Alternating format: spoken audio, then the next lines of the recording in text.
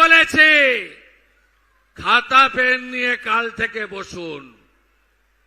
গত 5 বছর বা তারও আগে যত অত্যাচার হয়েছে অভিযোগ দিতে এলে নিতে হবে, এফআইআর করতে হবে, গ্রেপ্তার করতে হবে, কোন গুন্ডা বাড়িতে থাকবে না।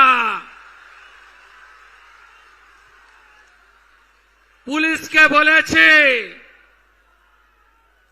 প্রধানমন্ত্রী আবাসের বাড়ি, আমফানের টাকা, পিএম কিষাণ সম্মান নিধি, কৃষক বন্ধু, বার্ধক্য ভাতা, বিধবা ভাতা, শৌচালয়, 100 দিনের কাজ, ঘুষ যদি নিয়ে থাকে, একটা যদি ডকুমেন্ট থাকে কমপ্লেন নেবেন আর ওই পঞ্চু বাবুকে ধরে সোজা জেলের ভেতর ঢোকাবেন।